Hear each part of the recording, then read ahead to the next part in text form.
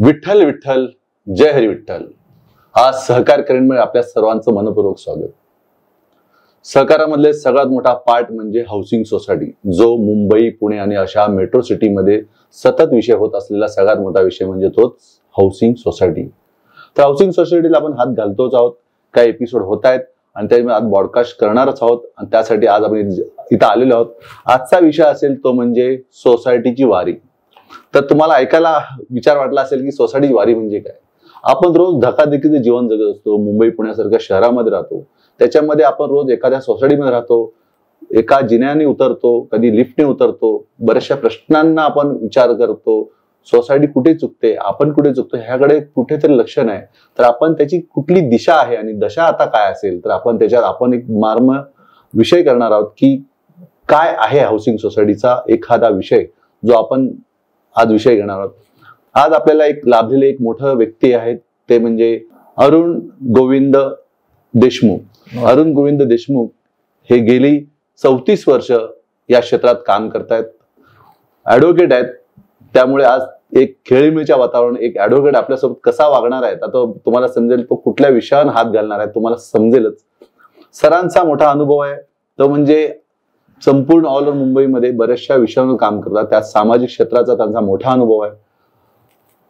समर्थ व्यायाम मंदिर यासारख्या नावाजलेल्या संस्थेचे अध्यक्ष आहेत, त्याचबरोबर खो खो फेडरेशनचे तेही अध्यक्ष आहेत।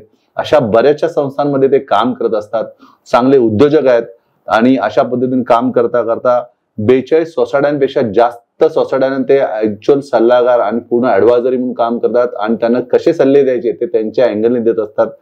त्याचबरोबर दादर सारख्या आणि इतर विभागातल्या जेवढ्या संघटना राजकीय अराजकीय त्यांचे चांगले सल्लागार म्हणून असतात आणि तशी दिलखुलास उत्तरं देतात। तुम्हाला दिलखुलास आजचा ऐकायलाच मिळेल। विठ्ठल मंदिर असो, कुठल्याही मंदिराचा असो, त्यांचा जो अनुभव आहे सोलापूर जिल्ह्यातले आहेत आणि त्यांचा एक कनेक्ट आहे तो म्हणजे विठ्ठलाशी। आणि विठ्ठल म्हटल्यानंतर एक वारकरी ज्याप्रमाणे असतो तो विठ्ठलाला तो फॉलो करतो आणि लवकरच आपल्याला आषाढी एकादशी येणार आहे आणि आषाढी एकादशीत काय असणार आहे आणि आपण त्याचे किती पाईप आहोत त्याच्यावर तुम्हाला एक ठसकेदार अशी उत्तरं तुम्हाला मिळतील। तुम्हाला ऐकायला आवडेल, पण तुमच्या हृदयाला छेद पण केला जाईल। त्याचबरोबर त्यांचं एक सामाजिक आवड आहे, दुसऱ्यांकरता खूप कामं करतात। त्यांची एक चांगली गोष्ट अजून एक आहे, ती म्हणजे वेगळंपण, म्हणजे प्रत्येकाला चाफा देतात। चाफा का देतात तेही जाणून घेणार आहोत। चाफा लायन्स क्लब अशी एक चांगली संस्था आहे, ज्याच्यामध्ये ज्वेल्स ग्रुप आहे, ज्वेल्स दादर येथे यांचे ते प्रेसिडेंट आहेत आणि त्या पूर्ण संस्थेला ते हँडल करतात। तर नमस्कार सर, आमच्या या सहकार करेंटच्या आजच्या एपिसोडमध्ये तुमचं एक मनपूर्वक स्वागत सर। नमस्कार सर, आजचा विषय आपण घेणार आहोत तुमचा अनुभव। आजच्या ह्या एपिसोडला एक वेगवेगळ्या दिशा देणार आहे, दशेला दिशा देणार आहेत आणि तुमच्यासाठी आम्हाला ऐकायला आवडेलच। नक्कीच। तर तुम्हाला माझ्यासाठी हा पहिले प्रश्न असतील की आपण आजचा जो विषय घेणार तो एक सोसायटीची वारी। सोसायटीची वारीमध्ये सर बरेचसे विषय निघतात। आपण घेणार तर पार्किंग असेल, लिफ्ट असेल, ॲनिमल असतील, वॉटर असेल, कबूतर, म्हणजे ह्या वेगवेगळ्या विषयावर आपण छटेवर हात घालणार आहोत। सर, माझा जो प्रेक्षकांसाठी पहिला प्रश्न असेल तो सगळ्यांसाठी आवडीचा आणि आवडीचा नसणाऱ्यांसाठी हा मोठा विषय असणार आहे, तो म्हणजे पार्किंग। सर, पार्किंग हा विषय रोजच्या जीवन म्हणजे आजच्या प्रत्येकाकडे 2 चाकी आणि 4 चाकी गाडी आहेच आणि या 2 चाकी 4 चाकीमध्ये बरेचसे वाद आणि प्रतिसाद त्याला मिळत असतो। तर हे ऍक्च्युअल पार्किंगचं गोडबंगल आहे तरी काय? नमस्कार। नक्कीच तुम्ही म्हणतात त्याप्रमाणे पार्किंग हा विषय हा तसा म्हटलं तर खूप ज्वलंत ठरतो। याचं कारण असं की पार्किंग विषयाकडे बघत असताना ती सोसायटी त्याचं नक्की त्याला म्हणतो ना आपण बर्थ प्लेस काय, उत्पन्न कशी झाली ते फार महत्वाचं ठरतं। तर सोसायटीच आहे आणि सोसायटीने स्वतःची बिल्डिंग रिडेव्हलपमेंट केली असेल तर प्रत्येक सभासदाला पार्किंग त्याची सोय ती नक्कीच करत असते। पण होतं असं की बहुतांशी बिल्डिंगमध्ये डेव्हलपर येतो, तिकडच्या भाडेकरूंची बिल्डिंग तो रिडेव्हलप करत असतो किंवा SRA असेल तर झोपडी असतात, तर झोपड्या तोडून त्या ठिकाणी SRAच्या माध्यमातून तो त्यांना फ्लॅट देत असतो। आता हे करत असताना त्याला विक्रीचे जे फ्लॅट असतात त्यांना तो पार्किंग त्याला कंपल्सरी द्यावं लागतं, त्याशिवाय ते फ्लॅट विकले जाऊ शकत नाही। पण हे फुकटचे फ्लॅट असतात त्यांना पार्किंग, उपलब्ध पार्किंग मधनच पार्किंग तो देऊ शकतो, त्याच्याकडे काही जादूची कांडी नाही. आणि मग ते गणित फार विचित्ररित्या असतं. म्हणजे समजा धरून चला की भाडेकरू जे आहेत, जे आता ओनरशिप फ्लॅट धारक होणार आहेत ते 20 आहेत आणि पार्किंग असतं 10. मग तो अनेक वेळा समजा तो वात्रट असेल, तो त्या 20 सांगतो की माझ्याकडे 10 आहेत, तुमच्यातला कोण विकत घेऊ इच्छितो, आणि त्यातले 10 जण किंवा 6 जण जे विकत घेतात त्यानं तो ते पार्किंग पण विकून टाकतो की जो त्याला अधिकार नाही. मग तो एक नंतरचा सावळा गोंधळ. पण अन्यथा नॉर्मल कोर्समध्ये सुरुवातीला कधी तुम्ही बघायला गेलात तर सोसायटीमध्ये वाहनांची संख्या कमी असते. समजा धरून त्याला 40 फ्लॅट आहेत तर 20 जणांकडे गाड्या असतात, 30 पार्किंग असतं, 20 गाड्या आरामात राहतात. त्या 20 गाड्यांमधल्या एका व्यक्तीकडे कदाचित त्यातल्या 2 गाड्या असतात, पण तो गाडी एक मित्राच्या ठिकाणी लावतो, आपल्या इथे लावतो, तेही अडचण नसते. पण ज्या वेळेला 40 फ्लॅट आहेत आणि जेव्हा 40 फ्लॅटच्या वर जेव्हा गाड्या येतात त्यावेळेला खरी गंमत जम्मत सुरू होते. किंवा संख्येपेक्षा ऑलरेडी पार्किंग कमी आहे आणि आता प्रत्येकाच्या घरात एक कार आलेली आहे, कार लोन स्वस्त झालंय, त्यामुळे कार विकत घेणं हा अगदी सहजगत्या प्रकार आहे.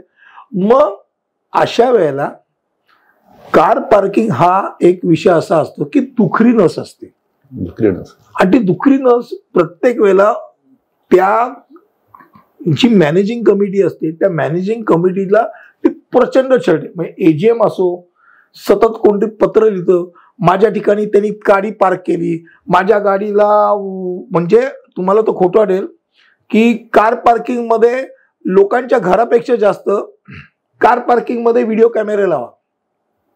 माझ्या गाडीला मुद्दामून तो धक्का मारून जातो, त्याची गाडी फालतू, माझी गाडी फार किमती आहे, प्रत्येक वेळेला माझ्या त्याच्यावरती 10-15 हजार खर्च होतो. हे कोण जबाबदार? सेक्रेटरी म्हणतो मी तुझा नोकर आहे की काय कळायला मार्ग नाही. आणि जर कॅमेरा असेल तर मला कॅमेरा दाखव. मग कॅमेरा तर का कॅमेरा हा तो थोडी सेक्रेटरी तज्ञ असतो, मग तो कॅमेरामॅन मला विचारायला बोलवतो, अख्खा बघत बसतात, मग या अँगल मध्ये का नाही दिसला, मुद्दामून केला, तुम्ही पण जबाबदार. अशा अनेक अडचणी, धक्का त्या गाडीला त्याचा पोचा पडला, त्याचा सगळा त्रास, आणि त्रागा तो त्या सचिवावरती काढून मोकळा होतो. तिथून जी सुरुवात होते ती कार पार्किंग मध्ये कोणीतरी 2 व्हीलर लावतो. मग कार पार्किंग 4 व्हीलर करताय, ह्याने 2 व्हीलर का लावली? तो त्याच्या कार पार्किंग नाही लावतोय, नाही 4 व्हीलरच पाहिजे. नाहीतर बऱ्याच वेळा गमती जमती असं, माझ्याकडे गाडीच नाही ना, कार पार्किंग आहे ना माझी, मी त्यात माझ्याकडचं रद्दी सामान आणून ठेवतो. मग आता कपाट काढायचं आहे, ते कपाट काढून डायरेक्ट ते भंगारात काढायची याची ते पार्किंग मध्ये अडवण्या करतात. म्हणजे आपल्या जागेवर आपले एक सामान म्हणजे आपण कसं ते नंबर लावतो नळाला, तसं ते एक प्रकारचं ते हे माझं. आता इथे दुसऱ्याने कोणी कार पार्क करू नये म्हणून ते लावलं जातं. समजा आता सर मी तुम्हाला एक प्रश्न विचारतो, समजा माझ्याकडे पार्किंगची जागा 20 असेल आणि 50 गाड्या असतील, तर त्यांचं नियोजन कसं केलं पाहिजे? आता वेगवेगळ्या प्रकारे वेगवेगळ्या सोसायट्या नियोजन करतात. त्यातला एक भाग म्हणजे मी म्हटल्याप्रमाणे दरवर्षी समजा 20 आहेत, कार पार्किंग 20 आहेत आणि 50 जण आहेत, एवढं नाही असतं फरक. नॉर्मली 5-10 अलीकडे पलीकडे असतं. म्हणजे 20 पार्किंग आहे आणि 30 माणसं आहेत, 10 जण शिल्लक राहतात. मग त्यांना पे अँड पार्क मध्ये त्यांनी पार्क करावं. सोसायटीमध्ये 20 जण, मग कोण 20 जण? तर दरवर्षी लॉटरी सिस्टीमनी 1 ते 20 पार्किंग निघतील. तुमचं पार्किंग निघालं तर तुम्ही आतमध्ये जे पैसे ते तुम्ही भरायचे, उर्वरित लोकांना पे अँड पार्क मध्ये करायचं. हा एक त्यातला एक पर्याय असतो. दुसरा एक पर्याय असतो तो सोसायटी जो ऑफिशियली सगळ्या वार्षिक सर्वसाधारण सभेने एक्सेप्ट केलं तर पार्किंग करता सोसायटीला एक चार्ज भरून ते विहित वेळे करता, ते कायमस्वरूपी नाही, विहित वेळे करता 10 वर्षाकरता हे 10 जणांना आम्ही दिलेलं असं करू शकतात. पण दे हॅव टू पे. किंवा त्याला म्हणतात ना की आता 20 जणांपैकी समजा 10 पार्किंग आहेत, तर या वर्षी या 10 जणांना पार्किंग, पुढच्या वर्षी ते नाही, पुढच्या नंबरच्या लोकांना पार्किंग, असं करत म्हणजे एकदम 3 वर्षाचं पार्किंग बुक करू शकतो आपण. करू शकतात, पण त्यात ती कटकट असते. सुरुवातीला 3 वर्ष, कारण का पार्किंग असतात 10, गाड्या असतात 10, त्यांनी 3 वर्षाकरता ठेवलं. तेवढ्या याच्यात 3 वर्षातच अजून 4 जणांकडे गाड्या येतात आणि मग कटकट सुरू होते. तशा वर्षाने तुम्ही पार्किंगचे वर्षाच्या याच्यात स्लॉट ठेवलेले, जर तुमच्याकडे, कारण का तुम्ही पण जादूची कांडी नाही करू शकता. आणि कटकट मिटवायची असेल तर लोकशाही पद्धतीने कटकट मिटवलेली नेहमी चांगली. याच्यात जर आपल्याला 50 गाड्या शोधायच्या असेल, पहिलं लेआउट चेक करणं गरजेचं, असं वाटत नाही का? पहिलं लेआउट चेक करून 2 व्हीलर किती राहतील, 4 व्हीलर किती, रेंटवाल्यांना पार्किंग द्यावी का, याच्यावर पण बरेचसे मुद्दे असतात. आता यात दुसरी एक दादागिरीची गोष्ट असते. माझ्याकडे माझ्या नावाने कार पार्किंग आहे आणि कमी आहेत. समजा धरून चला की 20 पार्किंग आहेत आणि आम्ही 25 जण आहोत आणि 10 जण भाड्याने घर देत आहेत. तर भाड्याने घर घेऊन ऍक्च्युली बघायला गेलं तर सोसायटीत राहणाऱ्यांपेक्षा भाड्याने घर घेऊन राहणारे प्रचंड पैसे खर्च करून राहत असतात. ते म्हणतात तुम्ही आमचे सभासद नाहीत, तुम्ही भाडे करू आहात, तुम्ही बाहेर लावायची कुठे, इथे आणायची नाही. पार्किंग जरी असलं तरी ती दादागिरी केली जाते आणि मग अशा वेळेला खूप अडचणीचा विषय असतो. मग त्यावेळेला जो ओनर असतो तो जर खमक्या असेल तर त्या बिचारा त्या लायसन्स जो आहे त्याला ते म्हणजे भाडे करूला ती जागेमध्ये कार न्यायला मिळते. अन्यथा तोच जर लेच्यापेचा असेल तर तो मेला कार मारे. असा एक सगळा भाग आहे. म्हणजे पार्किंग हा विषय न संपणारा विषय आहे. तर दुसरा एक विषय माझ्यासमोर होता सर, की ॲनिमल म्हणजे कुठलाही प्राणी जो असतो तो प्राणी हा आपला असतो आणि कायदा पण सांगतो की प्राणी हे घरातला एक आपला भाग आहे, तो सदस्य आहे. तर या सदस्याचं, सोसायटीचं, त्या लिफ्टचं आणि पूर्ण सोसायटी त्यामध्येच फक्त इन्व्हॉल्व असते आणि ह्या विषयात रोजचे कार्यक्रम सुरू असतात. मुंबई पुणेमध्ये असेच विषय सुरू असतात की याचा जबाबदार कोण. यातला एक गंमतशीर भाग नक्कीच सांगतो. अनेकांना वाटेल कुत्र्या मांजरांवरून सोसायटीत कुठे भांडणं होतात, पण बऱ्याच वेळा होतात. म्हणजे ऐकून विश्वास नाही बसत. कुत्र्या मांजरासारखी भांडणं कुत्री मांजरी नाही करत, पण त्याच्यावर सभासद करतात. आणि हा भाग का होतो याचं कारण वेगळं आहे. पहिली गोष्ट म्हणजे मनुष्य स्वभावामध्ये 100मध्ये 50% लोक हे पशूंना घाबरतात, 50% पैकी 30% प्रचंडरित्या प्रेम करतात. आता हा प्रकार आहे, याला टक्केवारी मी कुठे सायंटिफिक प्रूफ नाही सांगत, अंदाजे सांगतो. आता यात होतं असं की जे 50% ज्यांना ते आवडत नाहीत ते येणं प्रकारे बघतात की ते पशु आपल्या सोसायटीत येणार नाही. मग आमच्या सोसायटीमध्ये कुत्रा बाळगण्यास परवानगी नाही, मांजर बाळगण्यास परवानगी नाही, इथपासून ते सगळ्या पाट्या लागून जाऊ शकतात जे कायद्याने नाही. तुम्ही कायद्याने अडवू शकत नाही. कुत्रा मांजर पाळण्याकरता इव्हन लायसन्सीला सुद्धा तुम्ही नाकारू शकत नाही. एवढंच काय तर तुमचा भाडेकरू असेल किंवा सभासद असेल, सभासदचं सोडून द्या, सभासदाने भाड्याने ज्याला दिले असेल तो भाडेकरू असेल, त्यांनी जरी कुठच्याही पशुला खाद्य द्यायचा प्रकार असेल, म्हणजे कुत्र्याला तो खायला घालत असेल, मांजरीला खायला घालत असेल, तर सोसायटी त्याला विरोध करू शकत नाही. आणि ह्याच्याकरता रीतसर कायदे आहेत. एवढंच नाही तर आता काल परवा तुम्हाला हायकोर्ट, मुंबई हायकोर्टने स्पष्टरित्या सांगितलं की जर तुम्ही जर असं रोखलं, जो पशुला खाद्य देत असेल आणि त्याला रोखायचा प्रयत्न केला तर त्याच्या विरुद्ध FIR दाखल, गुन्हा दाखल होईल. म्हणजे इतपत गंभीर आहे. पण हा एक 2 महत्वाचा विषय येतो, तो म्हणजे मांजरींबद्दल ही कटकट नसते, कारण मांजरी या स्वतः जातीने एकदम स्वच्छ असतात. मांजरी सहसा तुम्हाला कुठेही टॉयलेट बाथरूम करताना सापडणार नाही. ती गोष्ट कुत्र्यांची नसते. कुत्रे त्यांचे बऱ्याच वेळेला असं त्यांच्या मालकांची धारणा असते की आपण त्यांना समजा टॉयलेट बाथरूम करायचं तर आपण एक बाहेर फेरी मारली की ते आपल्या घरातली जे कचरा काढायची कटकटीत बाहेर कुठेही, पण ते रस्त्यावरती, जपान म्हणा किंवा इतर देशामध्ये म्हणा, त्यांना ते पिशवी कॅरी करावी लागते. पण मुंबई महानगरपालिकेमध्ये पण हा नियम आहे, सगळं आहे. पण असा कुत्रा घेऊन चालणाऱ्या व्यक्तीच्या मागे फिरण्याकरता तेवढे सरकारी अधिकारी नाहीयेत किंवा कॅमेरे नाहीयेत. गाडीचा नंबर प्लेट कॅमेरामध्ये पकडता येतो, त्या माणसाचा कुठला नंबर प्लेट आहे की ह्यांनी असं असं केल्याला गुन्हा. बाहेरच्या परदेशामध्ये कडक आहे. तो एक भाग जो आहे तो काय म्हणतात त्याला, आपण स्वतः आपल्या पशुच्या बरोबर आपल्या सोसायटीच्या स्वच्छतेची काळजी घेणं गरजेचं नाही का? तुम्ही म्हणताय की आता कायद्याच्या हिशोबाने न्यूजपेपरमध्ये आता बातमी आलेली आहे 100% आली की तुम्ही प्राण्यांना खाऊ देऊ शकता, त्यांचा सांभाळ करू शकता, पण एखाद्याला त्याचा विषय नसेल आणि त्याला त्रास असेल तर त्याने कुठे तक्रार करावी? नाही, पहिली गोष्ट म्हणजे तक्रार कधी होते, 2 गोष्टींमुळे.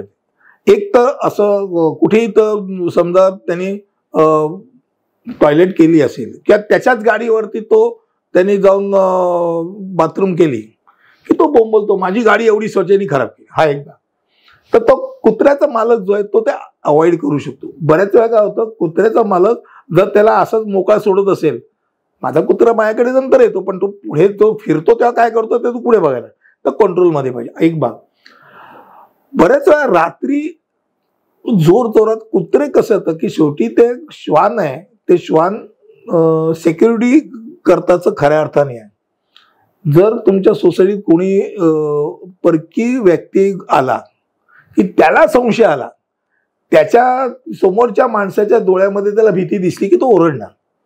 मग बऱ्याच वेळा तुम्हाला लक्षात असेल की जे प्लॅस्टिकच्या बॉटल्स उचलणारे जे असतात ते बोचकी धरणाऱ्या व्यक्तीवरती कुत्रा का ओरडतो? मग त्याला असं वाटतं की तो कुठेतरी ना त्यांनी त्याच्या आई वडिलांकडनं ऐकलं असेल की असे पिशवीदारी असतात, ते दगड मारतात किंवा ते अंगावर येतात, कारण त्याला भीती वाटते काय कुत्रा चावेल आणि कुत्र्याला भीती वाटते की हा आपल्याला काहीतरी मारेल. पण ते ठरलेलं आहे की ते असे दिसले की लांबून ओरडायला लागतात त्यांच्यावरती. आणि कुत्रा रात्री अपरात्री ओरडल्यानंतर अनेकांची जी झोपमोड होते ती झोपमोड ती अडचणीचा विषय असते. मग त्यांना त्यांच्या तोंडामध्ये एक असं लावण्याकरता ते काय त्यांचे म्हणजे सगळी आयुध आहेत, पण आळस असतो, हे करण्यापासून आळस असतो. पण प्राणी श्वानप्रेमी असो कोण पण असो, पण शेवटी माणसाला शांततेसाठी घर घेतलंय आणि त्याच्यामध्ये त्यांच्या प्रेमापोटी राहायचं की त्यांच्या कोणाच्या प्रेमासाठी राहायचं, तो वेगळा भाग झाला. कारण त्या शेवटी तुम्ही उद्या म्हणाल की मला कावळ्यांचा त्रास होतो, त्रासच म्हणायचं झालं तर अनेक आहेत. कावळे कबूतर आहेत, पोपट आहेत, पोपट्याचा आवाज सकाळी सकाळी 5:45 ते 6 दरम्यान एक विशिष्ट पक्षी असतो, तो तेवढ्याच 15 मिनिटातच ओळखतो. मला तर बऱ्याच वेळा जाग त्या पक्षीच्या आवाजाने येते, फक्त 5:45 ते 6 दरम्यान ओळखतो. अशी पक्षी आहेत. मग तुम्ही आज विचार करायला झाला की तुम्ही कुत्रा आणि मांजर या संदर्भात आपण बोलत होतो, त्या एक म्हणजे भुंकणं, दुसरं म्हणजे टॉयलेट बाथरूम करणं, तिसरं म्हणजे फार महत्वाची गोष्ट चावणं. कुत्रा ना त्याचं प्रेम करतो, तो अंगाशी येतो आणि तो अंगाशी येतो ना, ते अनेकांना असं वाटतं की तो आपल्याला चावणार. आणि त्याचा समजा धरून चला मी आणि माझा लहान मुलगा चाललाय आणि असा कुत्रा आला आणि तो असा त्याच्या अंगावर गेला आणि चुकून तो आणखीन जवळ आला आणि त्या कुत्र्यानी त्याच्या मुलाच्या अंगावरती फक्त असा 2 हात ठेवले. याला असं वाटतं की माझ्या कुत्र्याला, त्या कुत्र्याने माझ्या मुलाला चावाच घेतला, हा अत्यंत रानटी आहे, याला तुम्ही बाहेर काढा. पण एखाद्याला चावलाच असेल तर आता त्याला चावला तर त्या एखाद्या 5 वर्षाच्या मुलाला त्याच्या आई वडिलांना किती त्रास असेल, चुकून चावलाच. एक गोष्ट आहे तर हाय केस मला वाटतं की सगळ्यांसाठी हा प्रॉब्लेम असणार. नाही आहे ना.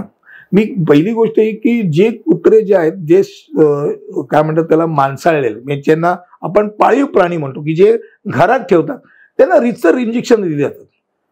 त्यांना रॅबिस पासून सगळे जे इंजेक्शन आहे, मांजरीलाही असतात आणि कुत्र्यालाही असतात, त्यांनी त्याचे इंजेक्शन, कारण तुम्ही नुसते मी पाळत्या म्हणून नाही चालणार, त्याचं जे आवश्यक आहे ते त्याचं औषध पाणी त्याला दिलं गेलं पाहिजे. कारण नाही तर त्यांनी सोसायटीला त्रास होऊ शकतो, हे त्यांनी डोक्यात ठेवले.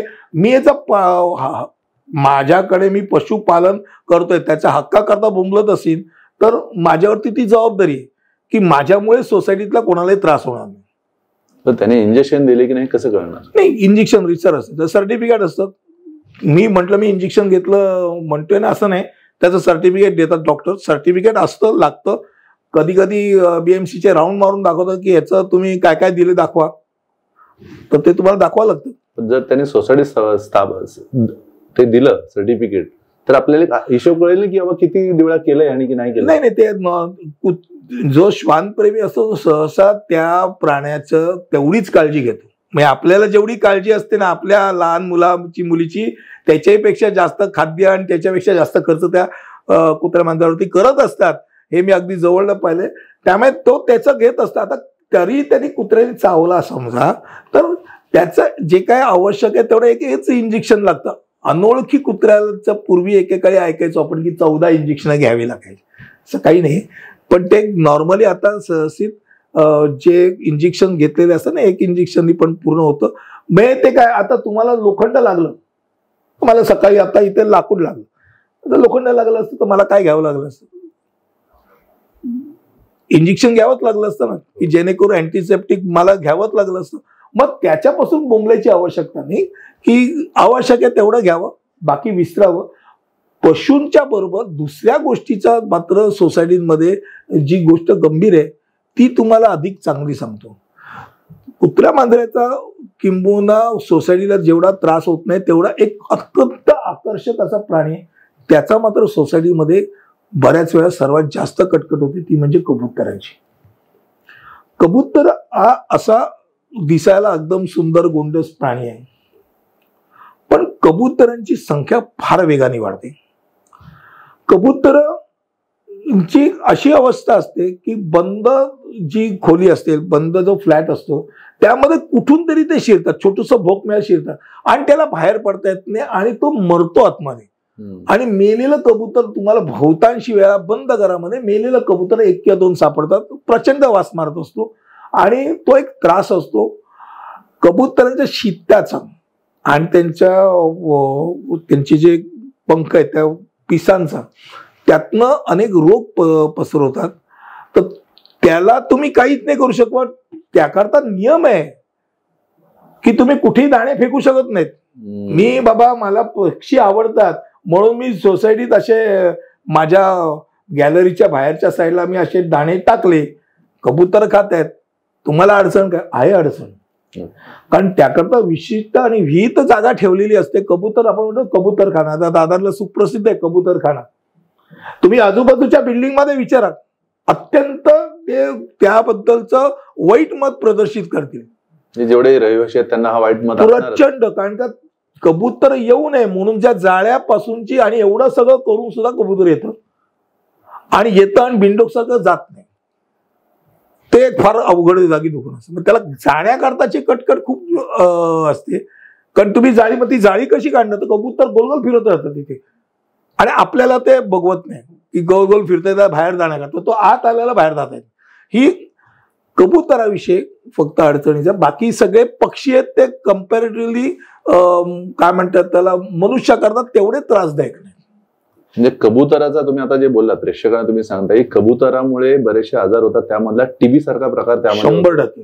आणि त्यामुळे कबूतर पाळताना तिचं प्रेम, कबूतर पाळली जात नाहीत, ती बोलवले जातात. बोलली जात नाहीत. कबुतरांकरता तुम्ही दाणे फेकले की कबूतर येतात. एका कबूतर करायला तयार असतात आणि 2चे कधी 20 होतील ते तुम्हालाही कळत नाही.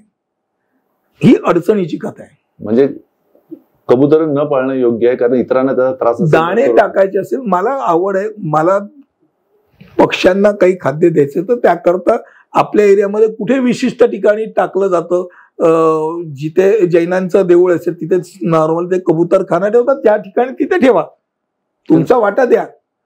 पण त्यांची संख्यावरती रोकथाम करणं अवघड जागी दुखणे हा एक भाग नक्की आहे. सर, याच्यामध्ये मी तिसरा एक विषय घेतोय, लिफ्ट अँड वॉटर. म्हणजे पाणी आणि लिफ्ट याचा सतत सोसायटीमध्ये असणारे प्रश्न. म्हणजे लिफ्टचा वापर करताना पहिल्या माळा आणि दुसऱ्या माळ्याकडे संशय नजरेने बघितला जातो जो लिफ्ट वापरतो तो. आणि दुसरा विषय म्हणजे पाण्याचे लिकेज पण इथून सुरुवात होतात आणि प्रत्येक जण आपले पंप पण लावतात. त्याचबरोबर तो आपलं म्हणून सगळं काम करतात. म्हणजे एखाद्या घरी कमी पाणी येतं, एखाद्या घरी जास्त पाणी येतं. हे असं जे प्रकार सुरू आहेत सध्या मुंबईमध्ये काही ठिकाणी सुरू आहेत, यांच्यामध्ये रोज भांडणाची कारण म्हणजे सगळ्यात जास्त भांडणं होतात. एक पार्किंग, दुसरा कुत्री मांजरी आणि तिसरा तर पाण्यावर. पाण्याची लढाई आयुष्यभर चालूच राहते. हा तुम्ही म्हणता तो अगदी खरं आहे. ते पाणी विषय घ्यायच्या अगोदर तुम्हाला एक वेगळा विषय नक्की सांगतो. पहिले वेगळा विषय, तो पहिला जो विषय जो आहे तो म्हणजे लिफ्टचा. लिफ्ट हा साधारणतः चाळीतला विषय नाही. चाळीच्या पलीकडे गेलो, बिल्डिंग किंवा सोसायटी मधला विषय. आता पहिल्यांदा ज्या वेळेला तरुण असतात तेव्हा ती बिल्डिंग बांधली जाते, 5 माळ्याची हौशी बिल्डिंग बांधली गेली. 30 वर्ष झाली, 40 वर्ष झाली, ती माणसं साधारणतः 60-70 आली. गुडघ्यांचा त्रास सुरू झाला की त्यांना असं लक्षात येतं की 3ऱ्या मजल्याच्या वर जाताना त्रास होतोय, तर लिफ्ट असलेली खूप चांगली, आपल्याकडे पैसा, लिफ्ट का नाही बांधायची. आणि मग तो लिफ्ट हा विषय तो एजीएम मध्ये रवंथ केला जातो, चावून चोथा केला जातो, इथपर्यंत तो विषय गंभीर. याचं कारण असं की ग्राउंड फ्लोर म्हणजे तळमजला आणि पहिल्या मजल्यावरची माणसं म्हणतात आम्ही तर लिफ्ट वापरतच नाही, आम्ही का पैसा खर्च करू सोसायटीचा, तुमच्या लिफ्ट करता. त्यांचा अर्थ तुमच्या लिफ्ट करता. पहिल्या आणि दुसऱ्या माळ्याचा विषय पर्यंत ग्राउंड फ्लोर फर्स्ट फ्लोर वाले तर म्हणतात आम्हाला लिफ्टची गरज नाही, आणि शेवटचे म्हणतात का नाही गरज आहे, आम्हाला गरज आहे लिफ्टची म्हणून आम्ही मागतोय, असं नाही. तुम्ही जर वर असतं तर तुम्ही काय केलं असतं. ती अडचणीची. बरं, त्यानंतर असं होतं की कालांतरी लिफ्ट येते.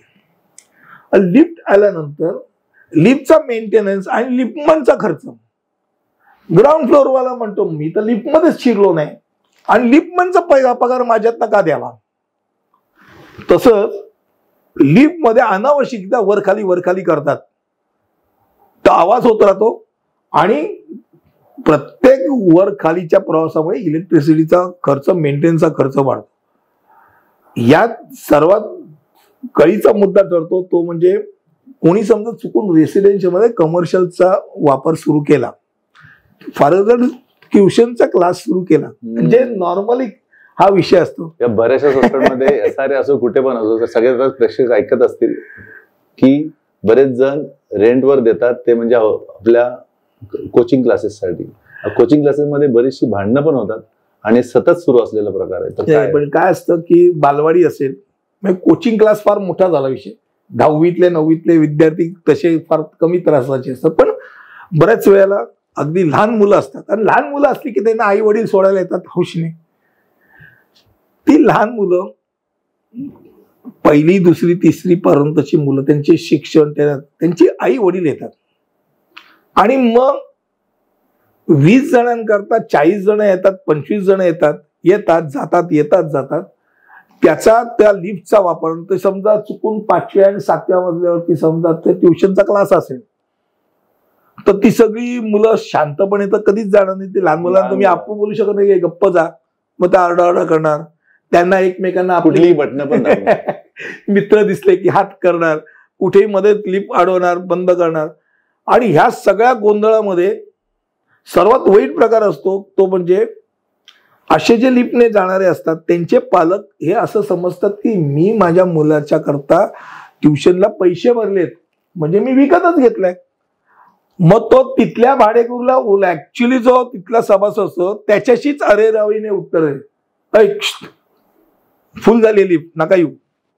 मग तो म्हणतो फुल झाली, अरे तुम्ही कोण आहे, तुम्ही सगळे बाहेरचे, मी या सोसायटीला सभासद आहे, तुम्ही वा बाहेर. हा विषय सुरू होतो. मग ह्या लोकांनी लिफ्टच वापरायची नाही. एक मस्त एक दिवशी सकाळी असा फतवा निघतो आणि मग त्या क्लासेसच्या मुलांना 7व्या मजल्यावर असेल तो 7व्या मजल्यापर्यंत चालत जायचं आणि उतरायचं ही शिक्षा त्याच्या पालकाला. आणि का, कारण मी म्हटल्याप्रमाणे कोणीतरी कधीतरी आरेरावी केली, त्या ट्युशन घेणाऱ्या जी बाई आहे तिचं आणि तिकडच्या कुठच्याही सभासदाचं फाटलं. तिने जर खालच्या आवाज बोललं, सॉरी बोललं ते ठीक आहे, तिने जर वरच्या आवाजात बोललं की लगेच तो फतवा येतोच. आणि ही अडचणीची विषय असतात.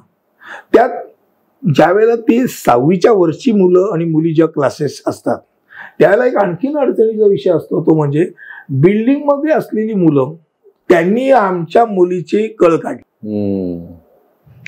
तुम्हाला कळ काढली, माझा मुलगा आहे ना तो या बिल्डिंग मध्ये तो राहतो, सभासदाचा मुलगा आहे, तुमची मुलगी इथेच राहते का, ती इथे काय करायला आली, ती क्लासला आली, मग क्लासला करायला तर तिने माझ्या मुलाकडे का बघितलं.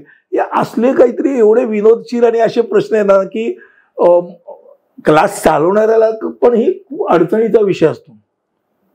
ही म्हणजे नॉर्मल रुटीन रोजची प्रॅक्टिस आहे. आणि हे अनेक वेळेला असे अडचणीचे विषय येतात. मग कॅमेरा लावा पासून ते खूप कटकडी सुरू. सर, जे पालक येतात ते म्हणजे 20 हे असतील तर 20 पालक आले, 20 पालक आले, तिथे मिटिंग झाली, मिटिंग मध्ये प्रश्न कसले असतील, म्हणजे ती लोक एकत्र आले तर काय त्या पालकांचे काही नाही, त्यांना अधिकारच नाही. काय बोलत होता, काय बोलत काय राहतात ते बोलत आहो कसले म्हणजे की अगदी गाव गप्पा, पण चावडीवरती गप्पा मारतो तशा गप्पा. अरे बाबा, तुम्ही तुमच्या मुलांना सोडलं ना तर जा ना घरी. तुम्ही इथे आणि त्यात समजा त्यांच्यात काही विषयावरती वाद झाला, तो वाद किंवा मोठ्या ताळी देऊन हसणं आणि भेटणं, खाली लिफ्टच्या दारामध्येच गप्पा मारत राहणं, ते अशा अडचणी बऱ्याच होतात की ज्यामुळे काय होतं की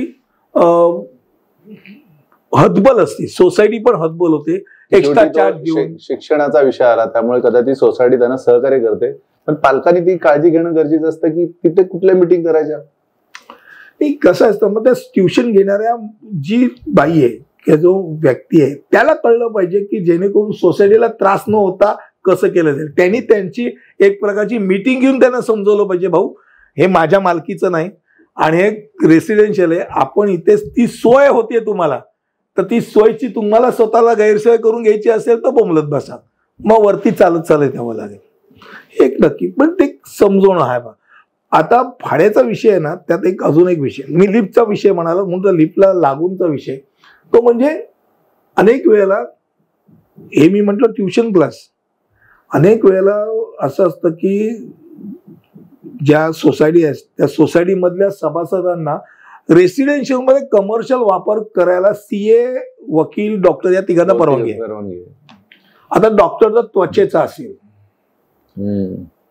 किंवा इतर काही गोष्टीचा असेल तर ती परत अडचणीचा विषय असतो, किंवा खरंच तो पॉप्युलर असेल. आता त्याचे पेशंट ना असे लाईनीत उभे राहतात, ही अडचणीचा विषय असतो. मग कधी कधी पॉप्युलर असण्याचं पण तोटा असतो, मग त्यांनी शक्यतो ग्राउंड वरती जावं, वरती आला की हा प्रॉब्लेम सुरू, टेक्निकली अडचण. आणि पाणी हा विषय असा असतो की न संपणार. तुम्ही मगाशी म्हटलं ना, आता चाळीमध्ये तर अनेक चाळकरांना नक्कीच माहिती, मुंबई म्हटलं की चाळ आठवते, आणि चाळ म्हटल्यानंतर नळावरचं भांडण, त्याची काही वेगळीच मजा होती. केसेस किती असतील तुमच्या जुन्या केसेस आहेत अजून पण पेंडिंग? नळावरच्या केसेस ना त्या नळावरतीच संपतात, हे नक्की सांगतात. ते घरापर्यंत, म्हणजे ते वादविवाद जास्तीत जास्त पोलीस स्टेशन पर्यंत, त्याच्या पलीकडे केस करण्यात पण नळाची केस नॉर्मल कोर्समध्ये, कारण का हेच चाळकरी असतं. पण ज्यावेळेला चाळकरी म्हणजे एकच कॉमन नळातनं ज्यावेळेला घरी आलेले नळ हा विषय होतो, आणि त्यामध्ये एक कोणतरी शाणा फोर्स कमी म्हणून पंप लावतो. पंप लावल्यानंतर होतं असं की तो पंप सगळा फोर्स त्याच्या नळात आणतो, आणि मग बाकीच्यांना कळत नाही की पूर्वी तर चांगलं बादली भरायची, आता तपेली पण भरत नाही, हे पाणी गेलं कुठे, आणि मग कळतं की ह्याने पंप लावला. तो पण शोधायचा कसा? नाही, आवाज येतो ना पंपाचा, किंचित आवाज येतोय, ते पंप त्यांनी लावलाय. आणि मग पंप का लावला, कोणाची परवानगी घेतली, तो मी विकत घेतलाय, तुम्ही पण विकत घ्या, तुम्ही पण लावा. तर पाणी हा विषय हा पिपाणी सारखा वाजत राहणार, काही पर्याय नाही त्याला. कारण का अनेक सोसायट्यांमध्ये 3ऱ्या-4थ्या मजल्यावरती पाणी जात नाही, फोर्सच नसतो, पण नाईलाजाचा भाग आहे. आणि मग टँकरनी पाणी हा विषय येतो. आपल्याला असं वाटत असेल की शहापूर आणि मुरबाड आणि अशा जव्हार मोखाड्यामध्ये ताणलेल्या गावांमध्ये टँकर जातो, टँकरचं पाणी बऱ्यापैकी सोसायट्यांमध्ये जातं. जाऊन चौकशी केली आणि बघितलं की लक्षात येतं टँकरचं पाणी आणावं लागतं, आणि टँकरचं पिण्याच्या पाण्याकरताही आणावं लागतं, इतर गोष्टीच्या करताही आणावं लागतं. आणि पाण्याचं समजा शॉर्टेज 20% पाणी कपात, त्यातल्या बहुतांशी सोसायट्या सुरुवातीपासून लागेबांधे असं त्या टँकरवाल्याला बोलून ठेवतात, टँकरचं पाणी येतं आणि भरलं जातं. जिथे ह्या वेळेला मग तो जो फोर्सचा भाग आहे, मग त्याला पैसे तर भरायचे आणि पाणी येत नाही, मग काय भरायचे, हा सगळा विषय अडचणीचा विषय होतो. बरेच लोक आपलं भांडी धुवायच्या वेळेला ते नळ सोडूनच असतात. ते तो आता विषयच वेगळा आहे, तो सामाजिक भान असण्याचा विषय. लोक गरज नसताना पंखेही चालू ठेवतात, लाईट चालू ठेवतात, पण त्याचं बिल तरी येतं, पण पाण्याचे बिल येत नाही. पाण्याचे बिल सार्वजनिक असतं, ते सांगतोय. हे सामाजिक भान पाहिजे. तसंच म्हणजे मी खाऊन झालं, तुम्ही तिथेच कागद फेकून दिला, उचलेल ना, मग ते बीएमसीचा कचरा उचलण्याला काम काय, तो मी देतोय ना, ते उपयोगाचं नाही. त्याला सामाजिक भान पाहिजे. पाणी हे तुम्ही जिथपर्यंत मिळते तिथपर्यंत त्याची किंमत नाही कळत. सुदैवाने आता, पूर्वी आपल्याकडे आपली लोक म्हणायची की पाणी हे विक्रीचं कधीच नाही, कोणालाही आपण पाण्याकरता नाही म्हणायचं नाही. आज पाणी 10 रुपयाचं आपण सहजगत्या घेतो, आणि हॉटेलमध्ये 100 रुपये नाही, 10 आणि 20 रुपयाचं पाण्याची बॉटल अगदी सहजगत्या लोक घ्यायला लागले. म्हणजे पाणी विकलं जाऊ शकतं हे कोणाला सांगितलं असतं 20 वर्ष 25 वर्षापूर्वी, तो विश्वास नाही बसला असता. पाणी कधी विकलं जाऊ शकतं का? पाणी कोण विकत घेणार? आणि आज स्थिती अशी की शांतपणे जाऊन बघा पाणी किती जण घेतात आणि पाण्याच्या बॉटल्स किती पटापट विकल्या जातात. तर मी पण कधी हॉटेलमध्ये गेलो ना, तर मुंबईच्या पाण्यामध्ये मी कधी बॉटल घेण्याच्या नादातच लागत नाही. कारण मला असं मुंबईचं पाणी शुद्ध असताना आपण विकत घेऊन पाणी का प्यावं? नाही, एक दोन गोष्टी आहेत की काही ठिकाणी ना जे पिण्याच्या पाण्याचे नळ आहेत, हे नळ ब्रिटिश काही नाहीत. नळ इन द सेन्स तो जो काय मोठा पाईप येतो नळ, आणि आपल्याकडे दुर्दैवाने झोपडपट्टीतनं म्हणा की इतर गोष्टीमध्ये म्हणा, त्यातलं पाणी चोरी करतात. ते पाणी चोरी करतात ना, तर त्याला छेद मारतात आणि तिकडनं काहीतरी कलाकारी करायला जातात. त्यात ते जे एरियात राहत असतात तिथल्या एरियातलं गटाराचं पाणी, सांडपाणी हे आणि त्याच्यात मिक्स झालं की ते पाणी हे तुम्हाला 100% गॅस्ट्रो देतं. आणि हे बहुतांशी वेळा पावसाळ्यामध्ये बऱ्याच वेळा घडतं. एक बऱ्याच जिथे लो लाईन एरिया तिथे तर 100% हा प्रॉब्लेम असतो. मग तिथे ते पाणी गरम करून प्या हे सगळं सांगितलं जातं, तरी मग लोक हा शॉर्टकट आहे, उपलब्ध शॉर्टकट आहे. पण अन्यथा मुंबईतलं पाणी कुठल्याही पाण्याच्या बॉटलपेक्षा जास्त शुद्ध आहे असं मी नक्की सांगेन. तुम्ही म्हणता त्यात काही वाद नाही. सर, माझा एक विषय आहे की जो आपण आपलं घर आपण विकत घेतो त्यानंतर ते भाड्याने देतो, ते भाड्याने कुणाला द्यावं आणि कसं द्यावं याच्यावर पण खूप विषय असतात. कारण देताना पण सोसायटीला कुठेतरी त्याच्या निदर्शनास आणणं पण गरजेचं आहे. पण त्याचं जे ऑक्युपेशन चार्जेस आहे, नॉन ऑक्युपेशन चार्जेस, तिथून आणि कुठला भाडोत्री ठेवावा त्याच्यावर पण खूप सर तुम्ही बोललात, तर आज प्रेक्षकांना तेही ऐकायला आवडेल. पहिली गोष्ट म्हणजे हा विषय फार मोठा आहे. तसं बघायला गेलं तर अडचणीचा आहे. कारण का होतं असं की कधी कधी जो त्या घराचा फ्लॅटधारी असतो तो वयस्कर होतो, 70-75चा आहे, आणि ते उत्पन्नाचं साधन म्हणून जेव्हा त्या घराकडे बघायला जातात त्यावेळेला ते भाड्याने देणं हे त्याला नाईलाजाने जगण्याकरता ते नाईलाज असतो. त्यावेळेला ते पेईंग गेस्ट ठेवतात. पेईंग गेस्ट प्रकार म्हणजे मला दुसरं स्वतंत्र घर नाही, मी आहे त्याच घरात राहतोय, पण शाळेतले शिकणारे, कॉलेजात शिकणारे 2 जण ते म्हणजे मला सोबतीलाही झाले आणि 2 पैसे मिळाले, हा एक भाग होतो. ज्यावेळेला माझ्याकडे अतिरिक्त घर म्हणून येतं त्यावेळेला मी ते पूर्ण भाड्याने देतो. त्याला लिव्ह इन लायसन्स वरती देणं म्हणतात. आता होतं असं की बऱ्याच वेळा लिव्ह इन लायसन्स ला देताना सोसायटीने काय बघितलं पाहिजे की लिव्ह इन लायसन्स वरती भाड्याने दिलं असेल तर ते रितसर मुद्रांक भरला गेलाय की नाही, त्याला ऑनलाईन लिव्ह इन लायसन्स म्हणतात किंवा ऑफलाईन लिव्ह इन लायसन्स म्हणतात, ते केलंय की नाही बघायला. तर मी जरी नोटरी असलो तरी मी तुम्हाला सांगतो, शॉर्टकट मारणारे असतात ते नोटरी करतात आणि लिव्ह इन लायसन्स नोटरी करून ठेवतात.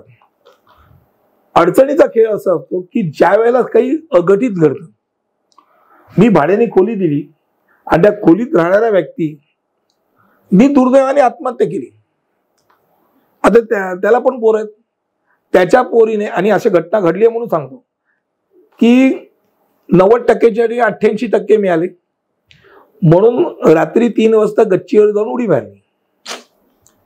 5-5:30 वाजता गुरख्याला जो दूधवाला आला तो दूधवाला बोलला ते काय, आणि मग 5 वाजता तर गुरख्याने पोलिसांना बोलवलं.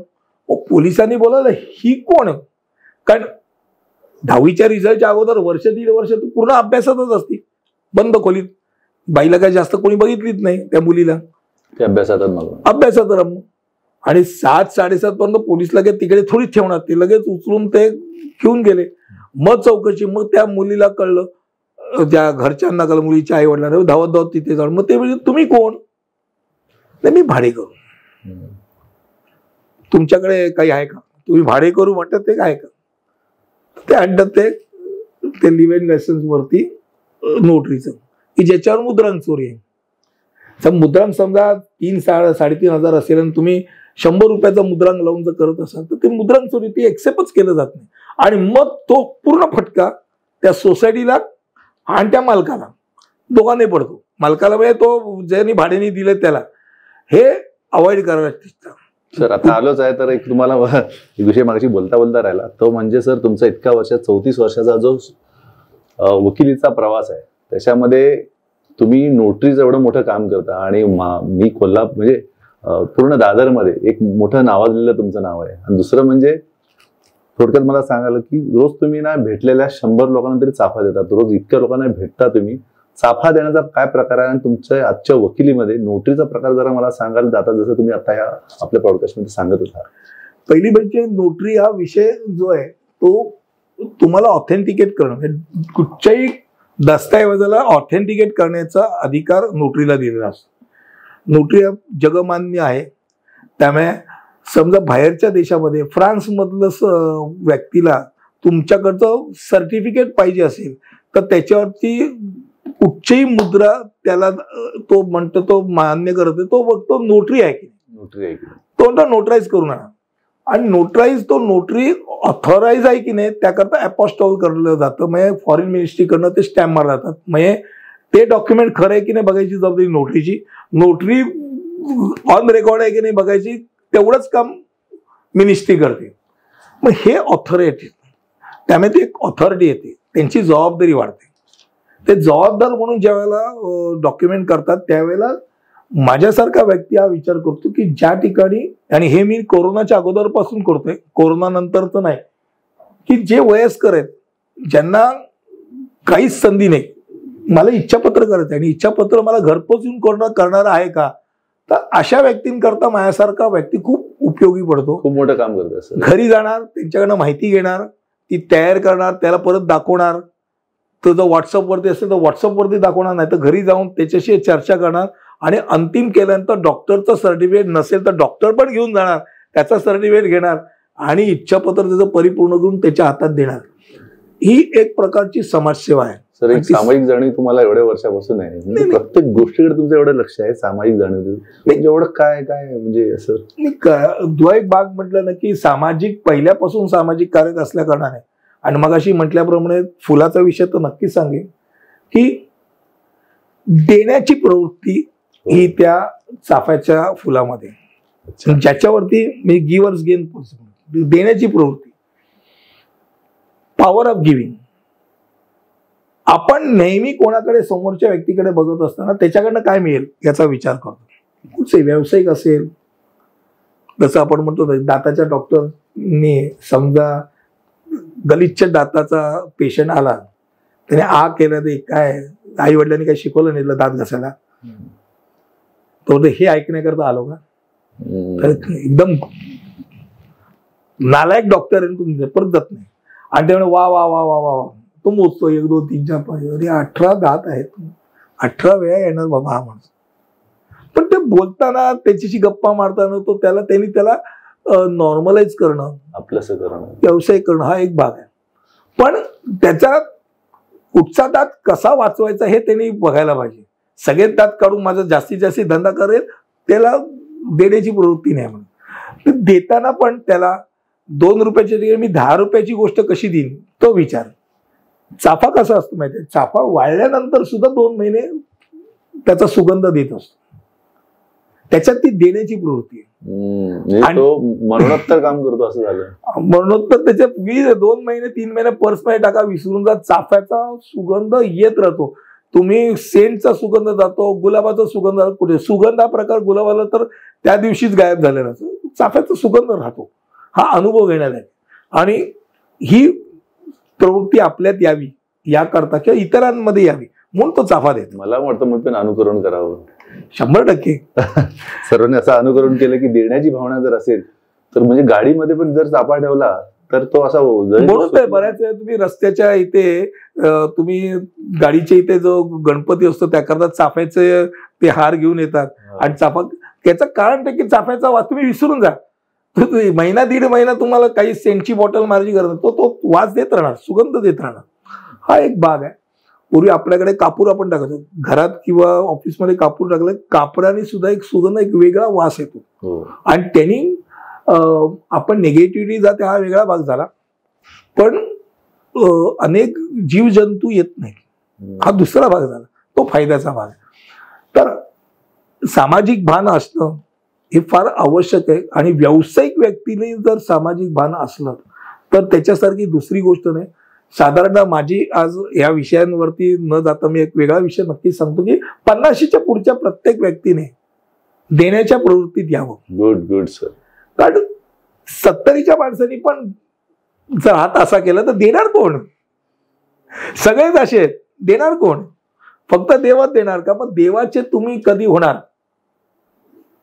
देवाचे तुम्ही सेवेकरी कधी होणार? मी देवाचा प्रतिनिधी आहे आणि मी देतोय. ज्या वेळेला आपण म्हणतो ना, आपण एक साधं काहीतरी गोष्ट केली आणि फोटो काढतो, ते फोटो कधी म्हणत नाही मी. जे देतात, ज्याला सत्पात्री दान, ज्याला देतात आणि निघून जातात. कारण तो जो असतो ना, तो देवाचा दावा करत असतो. देवा, तुझा जर माझ्यामध्ये मी जगावं असं वाटत असेल तर तू मला कुठच्या तरी रूपात येऊन देऊन जाशील. आणि तुम्ही देऊन जाता. म्हणजे तुम्ही कोण होता? तुम्ही देवाचं रूप होता. देवाचं रूप, ते देवाचं रूप, ते समाधान, ते फार वेगळं आहे. आणि ते घ्यायला जो माणूस सुरू करतो ना, त्याला एक प्रकारचं ना एक अमरत्व एक प्रकारचं येते. पण तुम्ही चराचरात आहे तो. सकाळपासून रात्रीपर्यंत, सकाळी मी साधारणतः 5:30-6 वाजता ज्या जागा होतो आणि माझ्या वेगवेगळ्या ऍक्टिव्हिटीज करायला लागतो, रात्री 11-11:30 पर्यंत तेवढीच एनर्जी असते. हो सर, मी तुम्हाला पाहिलं सर, तुम्ही कधीच, मी आता पण जेव्हा पाहिलं तुम्ही खूप एनर्जेटिकच असता. एवढं काय तुम्ही, म्हणजे तुम्ही सकाळ 5:30 उठून 11:30 पर्यंतचा प्रवास सगळ्यांना घेऊन, म्हणजे सामाजिक उपक्रम एवढे करायचे, एवढं तुमचं देणाऱ्याने देत जाव्यातला हा एक व्यक्ती आहात तुम्ही सर. द्यायचे म्हणून 50च्या पुढे प्रत्येकाने देण्याच्या प्रवृत्तीत यावं. त्यांनी काय होतं माहितीये की 50च्या खालच्या व्यक्तीला वाटतं की मला ह्याच्यासारखं व्हायला पाहिजे, ह्याचा व्यवसाय जसा असेल तसा माझा असावा. आज समाजातले सगळे माणसं ह्याच्याकडे काय येतात? तुमच्या दुकानाच्या बाहेर किती चपल आहेत त्याच्यानंतर तुम्हाला कळतं की तुम्ही किती पॉप्युलर आहात. माझ्याकडे तर मी फार वाईट, मी तर गमतीत म्हणतो, अरे कोण वारल्यानंतर जेवढ्या चपला असतात तेवढ्याच दिसतात. मला भीती वाटते बऱ्याच वेळा, आजची एवढ्या चपला म्हणजे आज किती माणसं आहेत. पण ही फॅक्ट आहे. तुमच्याकडे तेवढं समाजामध्ये लोहचिंबकासारखं मॅग्नेटिक पॉवर आहे.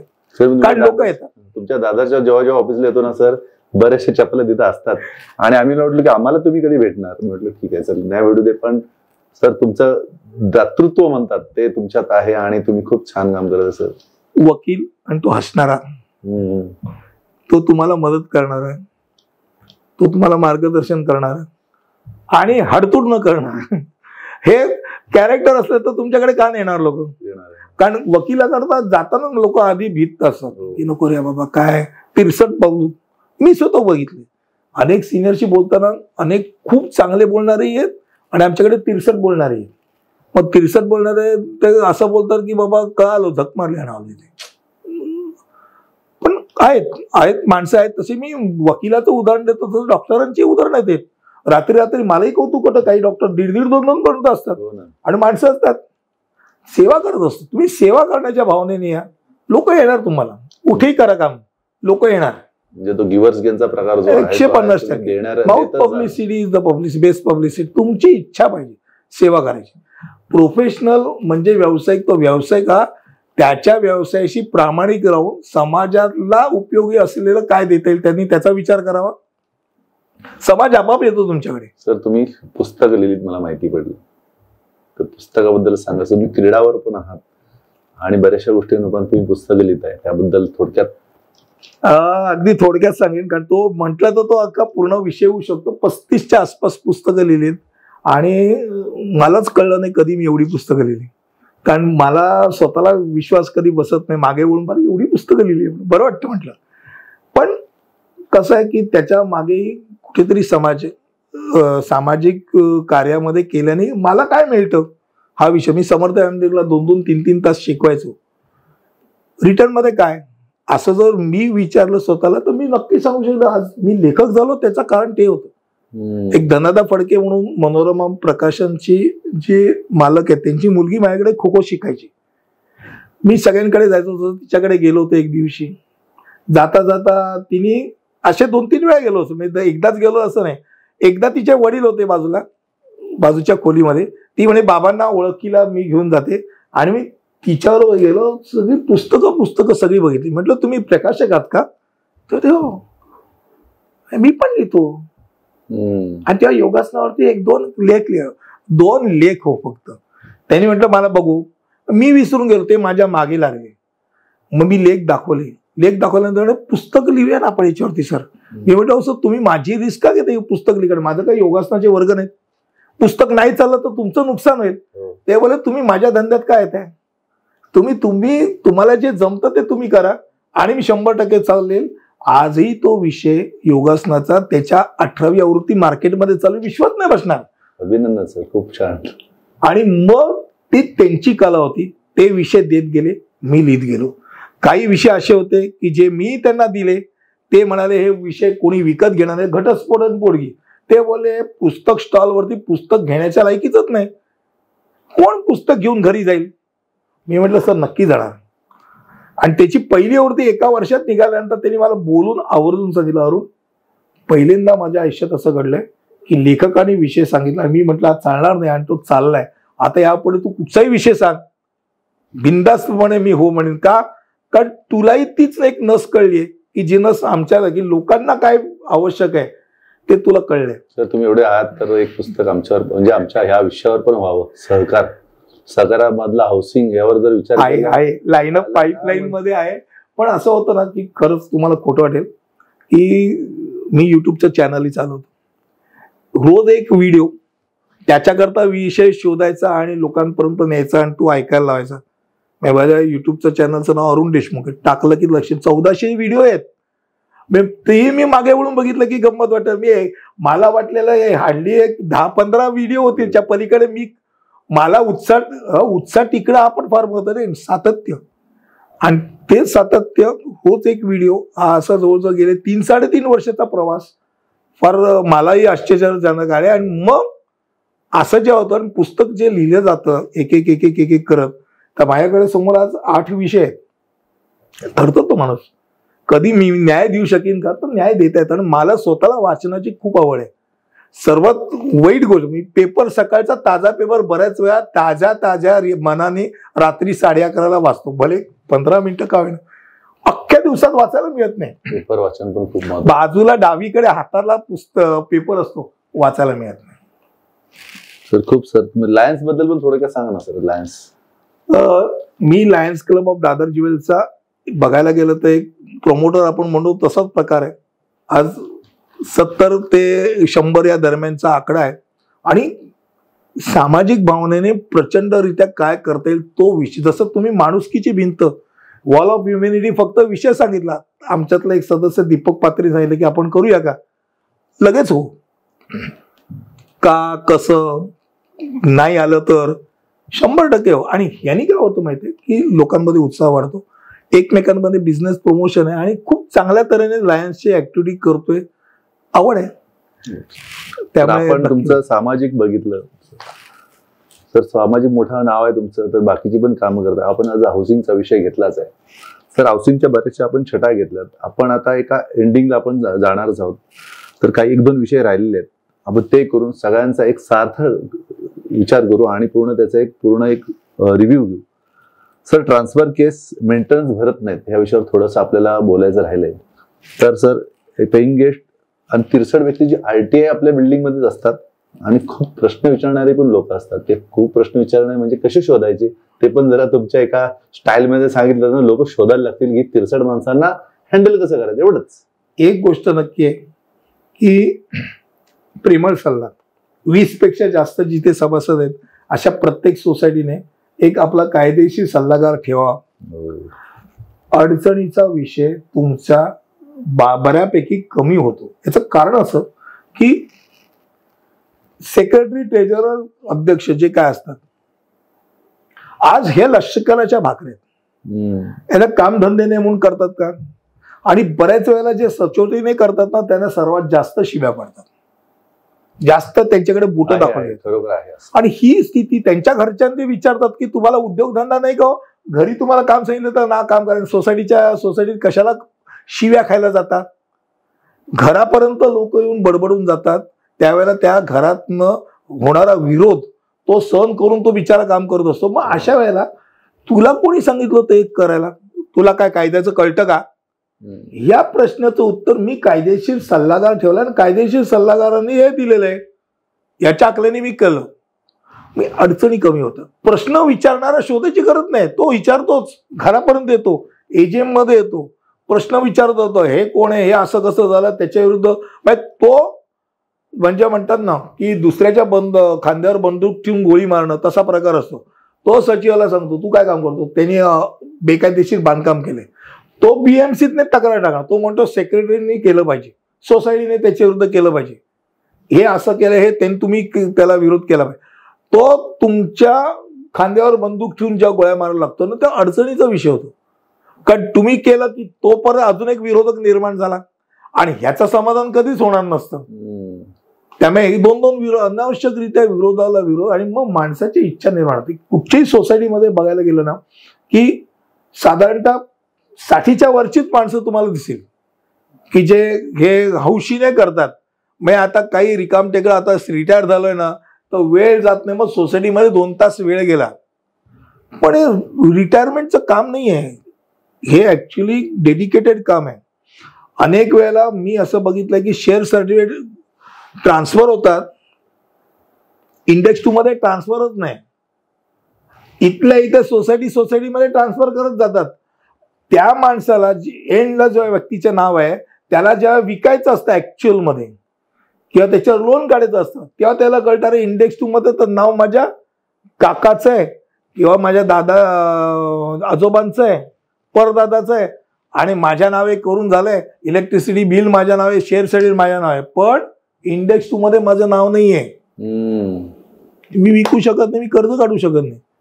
कायद्याच्या बाहेर जाऊन ऑलरेडी काम केलेलं असतं आणि कायदा त्याला सांगतो की हे तुझं चुकलंय म्हणून. मेलेल्या व्यक्तीच्या नावे ओरिजिनल शेअर सर्टिफिकेट वरती now let XYZ share certificate. अरे तुम्ही शेअर सर्टिफिकेट आज दिलं म्हणून तुम्ही लेट म्हणून कसं काय देऊ शकता? ज्या वेळेला त्यांनी विकत घेतलं तेव्हा तो जिवंत होता की. बॅक साईडला तुम्ही लिहायचं असतं ते काय ट्रान्सफरचे आहेत. साध्या साध्या गोष्टी माहिती नसतात. आय रजिस्टर, जे रजिस्टर फार मोठी गोष्ट आहे, ते मेंटेन केलं नसतं. मग ज्या वेळेला तुम्हाला सोसायटीच्या रजिस्टर काही प्रश्न विचारायला लागतो, पंचायत असते, इलेक्शन कधी घेतली, नियमित घेतली का, एजीएम घेतली का, अकाउंट्स ऑडिट झालेत का, तुम्ही 5,000च्या वर काही खर्च करत असेल, 3 कोटेशन घेतली होती का, 50 प्रश्न आहेत. त्याला कळत नसेल तर त्याने एक कन्सल्टंट नेमणं गरजेचं. कन्सल्टंट म्हणजे म्हटलं की कायदेशीर सल्लागार नेमावा, त्याच्या अकलेनी बाबा हे असं असं आहे, तुमचं काय मत आहे, ते केलेलं सर्वोत्तम. त्यांनी काय होतं, काही गोष्टीपर्यंत तुम्ही तुमच्या 100% तुम्ही सॅटिस्फॅक्टरी वेवर करू शकता.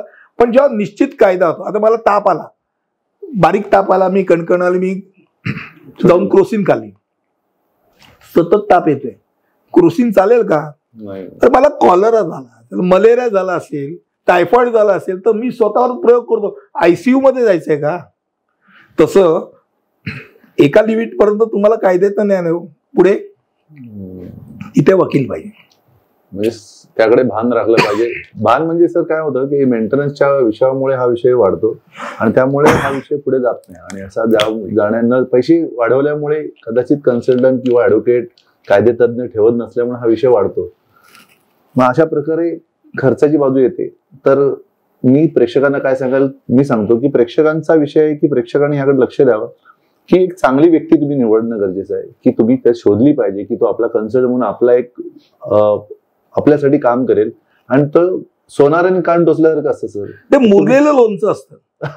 मग तुम्हाला जर एक्झॅक्ट पाहिजे असेल शब्द, तो मुरलेलं लोणचं मग किंवा तेल लावलेलं म्हणलं, पण तुम्हाला त्यातनं बाहेर कसं पडायचं ना तर मार्ग दाखवणारा व्यक्ती लागतो. चक्रव्यूहाच्या आत घुसणारे 10 वेळा तुम्हाला अभिमन्यू करणारे माणसं 10 भेटतील, बाहेर कसं पडायचं त्याकरता तो कृष्ण असतो, कृष्णाचा रोल असतो. विठ्ठलाच्या सुरुवात केली म्हणून मी खास कृष्णापर्यंत आणलं. विठ्ठलावर आपण काम करतोय. आता आषाढी एकादशी येणारच आहेत त्या हिशोबाने. सर आपण बरेचसे विषय त्यामध्ये घेतले. पार्किंगचा विषय घेतला, लिफ्टचा विषय घेतला, पाण्याचा विषय घेतला, कुत्री मांजरीचा विषय घेतला, त्यात कबूतर असलेला विषय घेतला, ट्युशन सगळ्याचा विषय असला, पेईंग गेस्ट आपले विषय सगळे विषय घेतले, निवडणूक प्रक्रिया. तर काही लोकांना जर वाटतं, काही अशा लोकांना वाटतं की आपण अजून कुठल्या कुठल्या विषयावर आपण यामध्ये भाग घेऊ शकतो आणि आपल्याला अजून पॉडकास्ट चांगल्या पद्धतीने लोकांसमोर पोहोचवण्याचा हा मार्ग आहे. लोकांना काही प्रश्न असतील तर तुम्ही काही कमेंट बॉक्समध्ये अवश्य सांगा.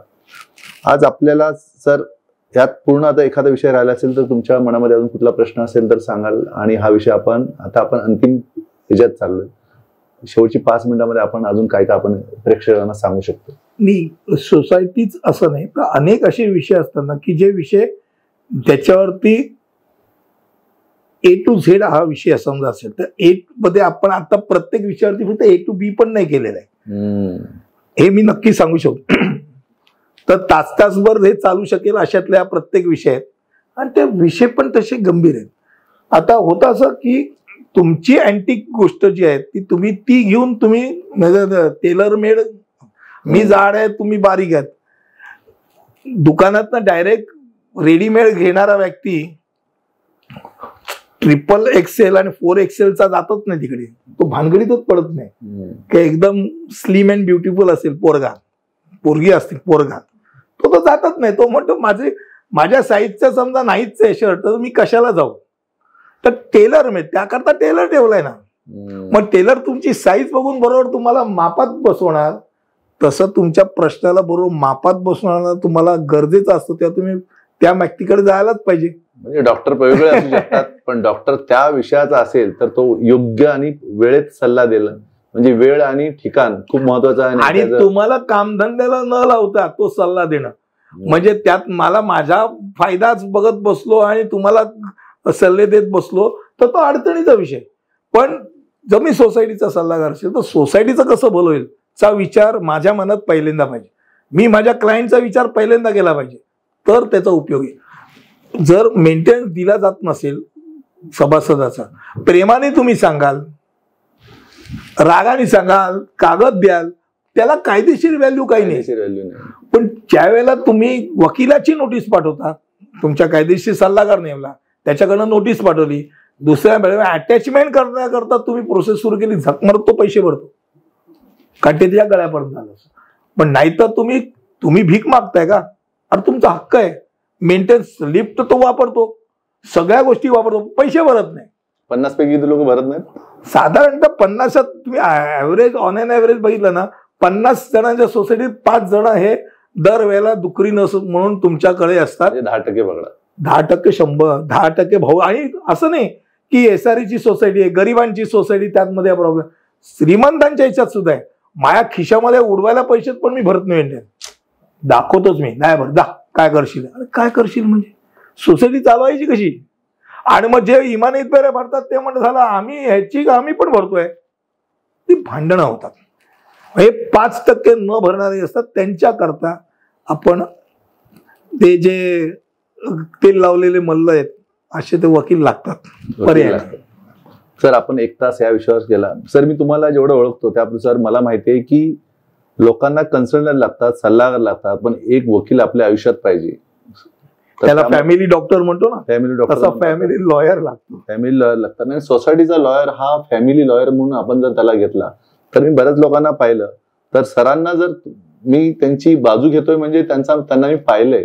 जर तुम्हाला ऍज अ कन्सल्टंट म्हणून करायचं सर, एक चांगलं व्यक्तिमत्व आहे. बरीच लोक आहेत समाजामध्ये जी लोक कामं करायला तयार आहेत, पण 1 दिवस काम करण्यापेक्षा तुमच्याकडे 10 वर्ष जर तुमच्याकडे एक सल्लागार असेल तर तुम्हाला योग्य त्याचा सल्ला देईल. कारण तुमचा प्रवास त्यांनी पाहिलेला असतो. त्या प्रवासामध्ये असलेल्या चुका, तिथं असलेले लोक ज्यामध्ये तुम्हाला सतत त्रास देत असतात, अशा त्रास लोकांना पण सरांच्या एका माध्यमातून तुम्ही सॉल्व्ह करू शकता. तुमचा प्रवास असेल, प्रवास असल्यामुळे तुमचे रिलेशन चांगले राहतील. एक गोष्ट मी फक्त पटकन अडवतो आणि एक सांगायचं आहे की सामाजिक बांधिलकी आपण म्हणतो 365 दिवस काम करणारा प्रोफेशनल दाखवा. डॉक्टर सगळे रविवारी गायब असतात, जाऊन बघा. डेथ सर्टिफिकेट पाहिजे असेल ना तर जाम घाम फुटतील. चुकून दुर्दैवाने शनिवारी रात्री मेला कोणी तर त्याला डेथ सर्टिफिकेट मिळत नाही. ओळखीचा कोणतरी डॉक्टर असेल तर त्याच्या पाया पडा, पण मिळत नाही. सगळे डॉक्टर काम करत नाहीत रविवारचे, असं माझं प्रामाणिक मत आहे, हॉस्पिटलचे सोडून. वकील आणि नोटरी बऱ्यापैकी गडबड, नोटरी पण सापडत नाही. मी 365 दिवस असतो, सकाळी 10 ते रात्री 10:30 पर्यंत असतो. ही उपलब्धता खास करून ह्याच्याकरता आहे की उरलेल्या फावल्या वेळात मी लिखाण करत असतो. तर तुमची सोशल आहे काम, त्यामुळे तुम्ही त्यामुळे तो उपयोगी असा व्यक्ती, उपलब्ध असणारा व्यक्ती, ज्यावेळेला आपला फॅमिली डॉक्टर असतो पण शनिवारी आपण चुकून आपल्या घरातला मेल्यानंतर तो नसतो, मग आपण आपल्याला भेटणार कोण? डोळ्यासमोर पांढरं येतं आणि तुम्हाला पोस्टमॉर्टम करावं लागतं. जर तुम्ही चुकून गव्हर्नमेंट हॉस्पिटल मेले तर ते पोस्टमॉर्टम केल्याशिवाय नाही जाणार, तुम्ही घरात ठेवावं लागतं. खूप अडचणीचे विषय आहेत. म्हणून फॅमिली डॉक्टर, फॅमिली हे म्हणतो ना, उपलब्ध असणारा सोसायटीचा फॅमिली डॉक्टर लागणार. आणि सरांना जर बघितलं तर सोसायटीचा तुम्ही जर विचार केला तर प्रवास करता करता बऱ्याचशा अडचणी आहेत. तुम्ही त्याच्या सरांनी शब्दांमध्ये तुम्हाला काही लोकांना वाईट वाटेल, पण चांगलं औषध देण्यासाठी सरांची एक मार्गदर्शन असणं गरजेचं आहे. नसेल तर तुमचा फक्त वेळ आणि तुमचं रिलेशन चुकतील. त्या रिलेशन वाचत असेल, तुमची रोज 365 दिवस तुम्ही एका बिल्डिंगमध्ये राहता, त्याच्यामध्ये सगळ्यांचे रिलेशन तयार असतात आणि त्यामध्ये फक्त आपण सोसायटीच्या बाहेर दुसरं काही जगच नाही का असं होतं. आणि कधी कधी राजकारण घरात आणू नये, पण काही लोक आता राजकारणाबरोबर सोसायटी पण घरात आणतात आणि सोसायटी आणि राजकारणातच खेळत राहतात आणि आपलं आयुष्य कुठेतरी चुकत असतं. आपल्या सहकार कनेक्टच्या माध्यमातून सर्वांना आम्हाला हे सांगायला आवडेल, असे तज्ञ लोक येतील. तुम्हाला सरांना कमेंट बॉक्समध्ये तुम्ही टाका की सरांना आम्हाला हे प्रश्न विचारायचे, ते आवडीने त्याची उत्तर देतील. तुम्ही तुमचा नंबर टाका, जेणेकरून तुम्हाला त्याचा प्रश्न उत्तर अवश्य मिळेल. आमचे सहकार कनेक्टचे बऱ्याचशा विषयावर आम्ही काम करतो, त्यामध्ये हाऊसिंगचे आम्ही 25 एपिसोड करण्याचा उद्देश आहे. काही त्यातल्या तज्ञ लोकांना आमच्यासोबत काम करायचं असेल आणि ह्या पॉडकास्टला तुम्हाला यायचं असेल तर आम्ही तुम्हाला इथं निमंत्रित करतो की तुम्ही ह्या विषयाला या आणि ह्या विषयाला आपण एक पुढे घेऊन जाऊ. कारण मी आवडीचा विषय म्हणून ह्यात आलोय की हाऊसिंग मध्ये मी राहतो, मी जबाबदार आहे. कचरा कुठे टाकावा, पाणी किती वाजता हवं, ह्याकडे दुसरं काही काम नाही. फक्त पार्किंग पाहिजे, लिफ्ट पाहिजे, पाणी पाहिजे, पण मेंटेनन्स वेळेत भरायचे नाही. असे बरेचसे विषयावर आपण यामध्ये आता साथ घालणार आहोत. तुम्ही सर्वांनी आमच्या सोबत या आणि आम्हाला सपोर्ट करा. सर आलेले आहेत. सर तुम्ही आजच्या ह्या पॉडकास्टला तुम्ही उपलब्ध झालात. सर आज मुंबईवरून आपण पुण्यात आलोत आणि पुण्यामध्ये आज इथं आपण चांगल्या येथून एक खेळीमेळीच्या गप्पामध्ये ज्याला या विषयाला जिथे टोचलं गेलं असेल कदाचित, तर त्याने ते ऍज अ काय म्हणतात स्पोर्टी हे म्हणतात ना, एक खेळाडू वृत्तीमध्ये त्याने यावं आणि तो विषय त्या पद्धतीने घ्यावा. सर टीकाकार असावा. ओके. टीकाकार तुम्हाला तुमचा चष्मा असतो, चांगला चष्मा लावला आणि तुम्हाला तुमचा चेहरा काळा दिसला किंवा काहीतरी काळं दिसलं तर ते वाईट वाटायचे कारण नाही. तो चष्मा तुम्हाला खरं तुमचा आरसा आहे, आरसा तुम्हाला खरं बोलतो आणि खरं बोलणारा व्यक्ती तुमचा खरा मित्र असतो, हे नक्की. त्यामुळे तुम्ही म्हणा मुंबईवरून आला, लागलं मस्त की, पण पुंडलिक लोकरींनी बोलवलं म्हटल्यानंतर नाही बोलणार नाही, हा एक भाग नक्की होता.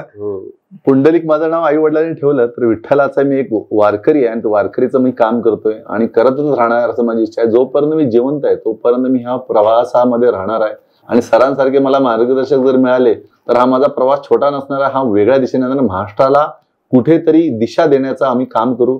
म्हणजे एकट्याने म्हणून सगळ्यांनी जर आलं तर मला असं वाटतं की आपण सर्वांनी यावं. तुम्हाला सरांचा एक नंबर आम्ही खाली कमेंट बॉक्समध्ये असेलच, तुम्ही सरांना एक वैयक्तिक फोन करू शकता, त्यांचं गायडन्स घेऊ शकता आणि सर तुमच्यासोबत अवेलेबल आहे. आजच्या या सहकार कनेक्टमध्ये आजच्या एपिसोडला सर आलेत त्याबद्दल मी सर्वांचा आभार मानतो आणि आजच्या या कार्यक्रमाला इथंच थांबतो. जय सहकार, जय हरी विठ्ठल. धन्यवाद.